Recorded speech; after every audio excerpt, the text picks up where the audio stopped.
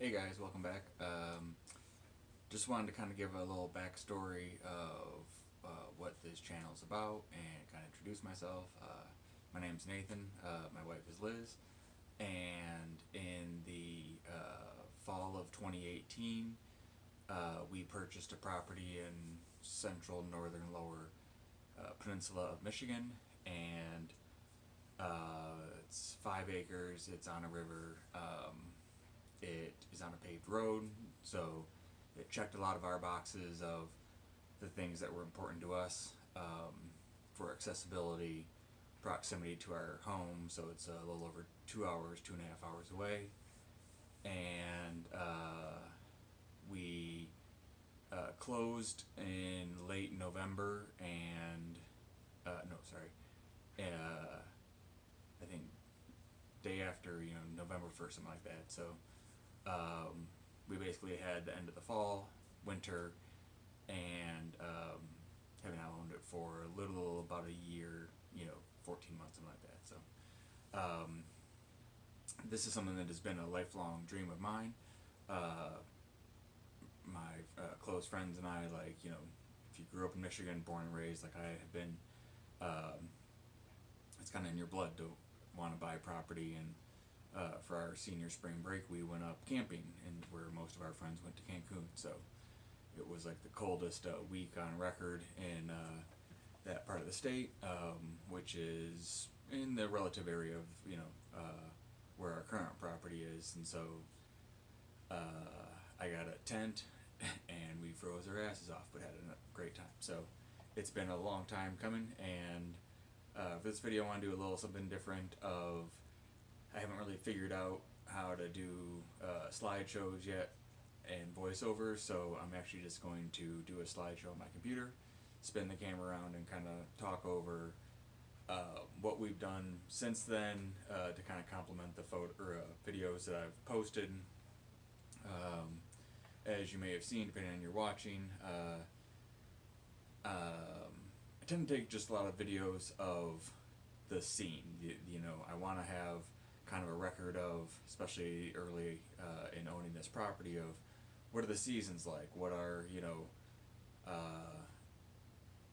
what happens on the property at various times of the year based on, it's, precipitation and snow and, temperature. And so and I also just find, watching the river to be extremely calming, and it's our personal paradise. So there's a spot that we kind of go and hang out now down by the river. So you'll frequently see video and photos from there.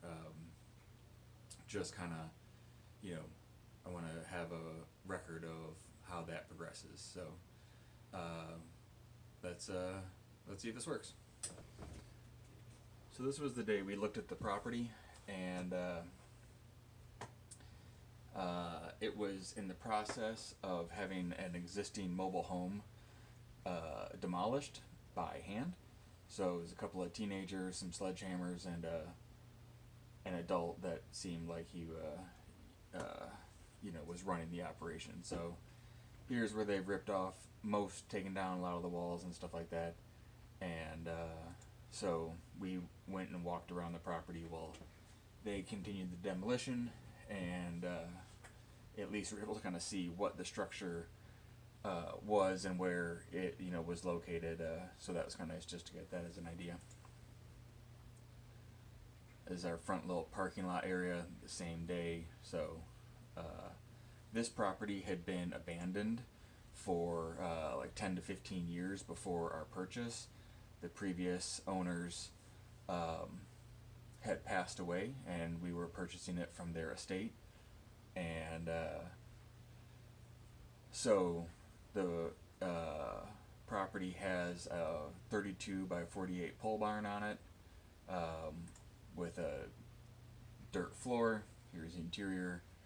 They asked us if we wanted the canoe, and unfortunately it was in rough shape and was not seaworthy, and at that point we knew we had plenty of other things to deal with, so unfortunately we let it go. So this was the state of the electrical, so it at least had been updated to a modern meter, but it had been shut off at least for 18 months, which caused us to have to get it recertified, and this old panel and fuse box was not going to cut it. So that was one of our early projects. Was with the mobile home being on the property, we knew that it had electricity, water, and a septic field, but didn't know the condition of anything. And this was the first utility that we were going to deal with, was getting electricity. So we knew right off the bat that we had a few $100s at least in like upgrading the service, and preferably one that didn't have wasp nets in it, and giant fuses. So they had been the people tearing down the house had been using this fire pit that they had kind of made to burn whatever debris from the house they could, which resulted in a lot of things like windows and glass and just all sorts of tchotchkes and various things. And so that was kind of our, once we knew we were going to purchase this property, that was going to be an early cleanup, because we wanted to set up the fire pit in the relative same area, but not have it be safer. So we knew that was an early task. The property, with its neglect over the years and the previous ownership, they had kind of used part of their land next to the pole barn as a dumping / holding ground. Like, this is perforated drain pipe that is actually still usable, so they left it for us. But we stipulated in our purchase agreement that we would have final say of cleanup, and requested that the tires and all this junk be removed. And that was a really nice thing they agreed to, so that we knew with the destruction of the house and how much debris that was causing, that it wasn't going to be left into our laps to do with the oncoming winter. It also had a previous outhouse that had it was just in sad shape. We knew we weren't going to use it, so we just requested they remove it. This was our first view down the path to the river, so at least it had been not totally overgrown, and the previous owners had said they had mowed it in the prospect of selling. They had actually 2 other offers for this property previous to us, but with the mobile home was still there at the time, and was not going to be removed as part of the sale, and that caused both of those to fall through. So we were lucky enough to come along after they decided to remove the property, or to remove the mobile home from the property. So we were kind of able to swoop in after that decision had been made, and not have to deal with that headache. So this is our first view of our kind of favorite spot down by the river. Is it curves around the bend. This is almost pretty much the edge of our property line as well, so we basically probably own like this tree and this bush, but this tree is probably not ours, and so this side of the river is not ours, nor is the property across the river. But for our state law, we technically actually own half of the river bottom, but not the water itself. So people can float down the river and stuff like that, but they can't technically, drop anchor and or walk through your. Not 100% on that actually, so we'll just move on. Here's a little bit more view of the takedown and the burning of stuff. Don't know if this. I think this was the same day. This might have actually been the next time we were up. The structure had been taken down, and they were waiting for somebody to come out with a welder or a sewing, torch or whatever, to cut this up and haul away this, I think they said it was 50-foot trailer, and so with the amount of trees in the front, it wasn't able to be towed out. So once again, just glad not to be the one to have to deal with it. So here's the time after that where the structure has been removed, and but some of the utilities were still, coming out of the ground from where they went into the mobile home. For the first winter, we knew we were going to still want to camp. This is our pop-up, so we just decided to pop it in the pole barn so that we could still come up. It would be dry. We could leave it popped without having to tear it down and set it up each time, and really worked out really well for the first winter. They did leave us a workbench, and so that was kind of our first little staging area. Ooh.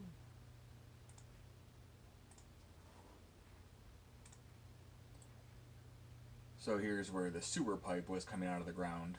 So an early thing was to cap that, and there was a bunch of insulation and stuff like that from the bottom of the mobile home when it was destroyed, and stuff like that had dropped onto the ground. And where these pipes and water and stuff like that came into it, there was a box underneath that had been insulated, and so there was quite a bit of debris and things like that in this area, so we just kind of roped it off. The look of the existing fire pit area, our property line is here at these stake, right kind of at that edge, so an area for early development.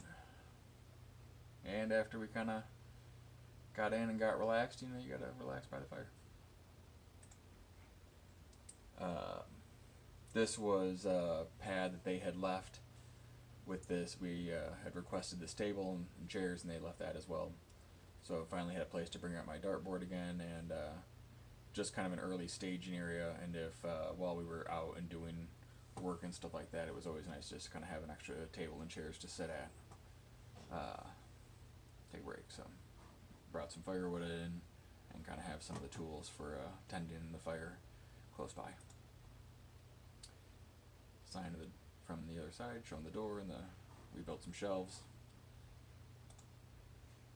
Some janky shelves. I messed up some of my measurements, and by the time we stood up and figured it out, I had no motivation to fix it. Still like it. So this was the entrance to it. We kind of put it close to the edges, the wall, as we could kind of comfortably still get past and stuff. So we still had that plenty of other space in the barn. This was the electrical. Luckily, there was an electrician that's like a half mile down our road, so he was kind enough to be able to come out. Haven't actually even met him yet, but we've talked a few times over the phone, and he took care of bringing the power down from the pole that's up here, and then through the meter and setting up our box. We requested 50 amp service, even though our current pop-up at the time, and even our newer camper, which you may have seen, is 30 amp as well. But for future expandability, we wanted it to be 50 amp, 20 amp outlet for the pole for additional thing, and so yeah. Our driveway is kind of like a two ways around. You can kind of see right here we have a buffer in between the road and our property that provides a nice amount of privacy. And so here's our driveway coming in. Over the winter months, we spent a lot of time indoors, so we did a puzzle. Actually got several of them for really cheap at the local Habitat for Humanity Restore. I think we got them for like 50 cents or $1 brand new. In the spring now, we knew we were going to need a piece of equipment to manage the property with, so we opted for a Kubota BX23S. So that has the backhoe as well, and while it is the smallest of the uh, official tractor line, for us so far it's been great. Of course, you can always have more power and stuff like that, but with more power comes more money. So so far this is serving our needs very well, and it's been great when it's not stuck. Uh, First day, I think I got it. I tried to make it down this slope down to the river to start, taking care of some of these logs and whatnot. And in this transition area from our upper high area down to the river is probably a 6 or 8 feet elevation change, and we have since learned that there's probably a layer of clay about 5 feet or so under the ground. So as rain percolates through the ground, it hits this clay layer and then runs towards the river. And once the little washout area here of land, the water seeps out, gets close to the surface, and basically stays moist all year round. So since we took possession of the property in November and this was April, we didn't know. We thought it was moist just because it was the wetter part of the year, and we now know that no, it stays wet all year round. Not quite as wet as this, but pretty wet. First project basically was putting in a fence gate. So we took possession of the camper on Friday morning, and this is Saturday morning.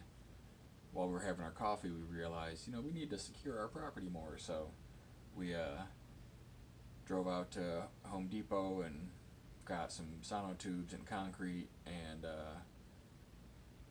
and bought a gate, fence post, and we were able to get it all done in one day thanks to the Kubota, and we were able to watch the local basketball game by 7:30 that night. So it was a productive day.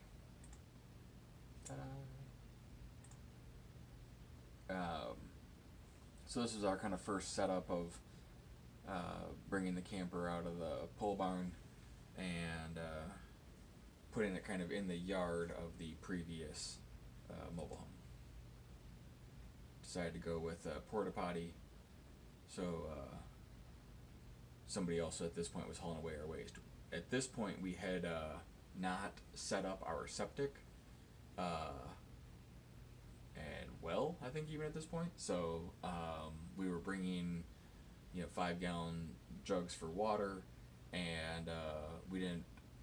While our pop-up does have a cassette toilet, and we did use it up until this point and take the tank, put it in our vehicle, and drive up to the local campground to discharge and take a shower at there. We knew for the summer and for the amount of people and friends and family that might come to visit that having a porta potty would be better, and this gave us, if we so chose, the opportunity to discharge our 4-gallon cassette toilet into the 20-gallon or whatever it is, 25-gallon holding tank of the porta potty, and they would come out and clean it out every couple of weeks. So it worked out really well. Next major project was getting the well working. So this is our pump house, because this houses our pressure tank, and we went with a yard hydrant so we could still have water in the winter by turning on the well pump that is located about 40 feet away. And if this, we drain this pressure tank to a low enough pressure and then disconnect it from here and just would fill water jugs, we haven't been willing to risk leaving this pressurized water in this while we're not on the property. So far this has worked out really well. We have insulated all the walls with these walls are 4 inches of foam insulation, and then we have a top 2-inch top foam board and one that kind of fills this box opening. We now have a little 500-watt small electric heater that is powered by an outlet that is in here that is on a thermostatic plug. So if the well house gets below 35, it turns on, and then we'll heat it up to like 45. But looking at the electric bill, I think this has actually worked out really well. I don't know if we've used much, if any, electricity doing that over this winter so far. So far so good. Updated electrical panel for the well pump and the well house outlet, which I put in those myself, and first breakers that I've installed. So this is part of the reason why I wanted this property. I mean, just in property up north is in general of like the morning light when the sun's just coming up and you get the moisture in the trees and stuff like that. You just get these amazing views, and this is one of the early times of that, and it's the reason for the season. So here's the Kubota sitting on a platform that we built in our pole barn because we found out the mower deck isn't attached right now, that this dirt inside the pole barn is like talcum powder. It is so fine that one, if you disturb it at all, it just stays in the air and is quite dirty and stuff like that. But the tractor itself would actually sink 2 or 3 inches kind of into the dirt, and that inhibited the mower deck from being able to be dropped far enough away from the tractor to be able to clear some of the bolts and some of the hanging or attaching equipment. So after I spent what should have been 10 minutes taking the mower deck off, spent 2.5 hours and a lot of swearing and anger and sweat, we knew this was going to be our next project. So came out really well. It's just built on 2x6s sitting on top of the dirt. We leveled out a couple layers of 3/4 inch plywood, 1 foot on center for the 2x6 floor joists, and so far it's been dynamite, no problems. Built a little ramp to be able to get up, and it's worked out great. Summer's here, watching the change in the seasons. Installed some exterior water spigots, so we have a one that is filtered by a 2-stage filter in the pump house here, and then one that is not filtered that is just used for garden. Liz and I went tubing down the local river and had a great time, but in the first third of the river my inner tube popped, and luckily it had a back pillow, so I ended up just kind of floating on that for a good halfway down the river as it slowly lost air. So, but it's an amazing river, and hopefully we can